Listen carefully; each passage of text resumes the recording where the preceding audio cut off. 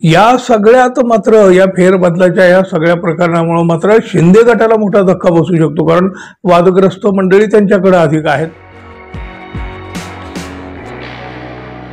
मित्र हो, नमस्कार. महायुतीतल्या नेत्यांच्या सत्तांध वृत्तीमुळे राजकारणाची चव आता कुठेही उरलेली नाही, पातळी राहिलेली नाही. अहो, सामान्य माणूस सुद्धा या राजकारणाचा तिरस्कार करू लागलेला आहे. त्यांना हे आवडलेलं नाहीये गेल्या 3-4 वर्षाचं राजकारण. बघा, महाराष्ट्राचा विकास, जनतेच्या अडचणी, शेतकऱ्यांचा कोंडमारा, महिलांची सुरक्षा, अहो ढीगभर मुद्दे, पण यासारखे सगळे मुद्दे बाजूला पडलेले आहेत. पक्ष फोडाफोडी, नेते पळवापळवी आणि आमदार, मंत्री, नेते यांचे एक एक वादग्रस्त प्रताप समोर येऊ लागले आणि या भोवतीच सगळं राजकारण फिरू लागलं. भाजपानं राजकारणाची पातळी रसातळाला नेली आहे आणि एकनाथ शिंदे, अजित पवार यांनी त्यासाठी मदत केलेली आहे. मुख्यमंत्रीपद भाजपाकडे असल्यामुळं शिंदे आणि पवारांच्या मंत्र्यांनी केलेल्या कुठल्याही गैरप्रकारची जबाबदारी मुख्यमंत्री म्हणून देवेंद्र फडणवीस यांच्यावर येऊन पडते. एकनाथ शिंदे गटाचे मंत्री मोठ्या प्रमाणामध्ये वादग्रस्त ठरत आहेत. ते मंत्री असल्यामुळं महायुती सरकारच्याच प्रतिमेला धक्का लागतो. अजित पवार यांच्याही काही मंत्र्यांचा यामध्ये समावेश आहे. काही मंत्र्यांमुळं महायुतीच्या सरकारची इज्जत खतरे मिळाली आणि त्यामुळंच मुख्यमंत्री देवेंद्र फडणवीस यांनी आता जोरदार धक्का देण्याची तयारी केलेली आहे. वादग्रस्त मंत्र्यांची हकालपट्टी करून डॅमेज कंट्रोल करण्याचा प्रयत्न देवेंद्र फडणवीस आता करणार आहेत. या धक्कातंत्राची कुजबूज सुरू झाल्यामुळं काही वादग्रस्त मंत्र्यांच्या अंगावर आता काटे उभे राहिलेत.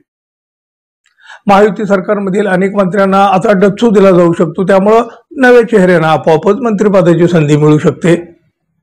मंत्रिमंडळात होणारे फेरबदल हे फक्त भाजपापुरतेच असल्याचं आधी म्हटलं गेलं होतं, पण यात शिंदे गट आणि अजित पवार यांच्या पक्षातील मंत्र्यांचाही समावेश केला जाणार आहे. यामध्ये अजित पवार यांच्या पक्षाचे मंत्री माणिकराव कोकाटे, शिंदे गटाचे संजय शिरसाट आणि भाजपाचे जयकुमार गोरे यांच्या नावाची चर्चा आहे. कृषी मंत्री असलेल्या माणिकराव कोकाटे यांनी शेतकऱ्याबद्दल सातत्यानं वादग्रस्त विधानं केली आणि ते शिंदे गटाचे मंत्री संजय शिरसाट ते तर काय हो, रोज प्रसिद्धी माध्यमात आणि त्यांचे एक एक प्रताप असेच गाजतायत. हे शिरसाट देखील अनेक वादामध्ये गुरफटलेले आहेत. म्हणजे अगदी ठळकपणे सांगायचं म्हटलं तर ते हॉटेलची खरेदी, ते MIDC मधील ट्रक टर्मिनसचा भूखंड लाटल्याचा एक मोठा आरोप त्यांच्यावर आहे. भाजपचे मंत्री जयकुमार गोरे यांच्यावर देखील एका महिलेसंदर्भात आरोप झालेले होते. ते महिलेला नग्न फोटो पाठवले वगैरे.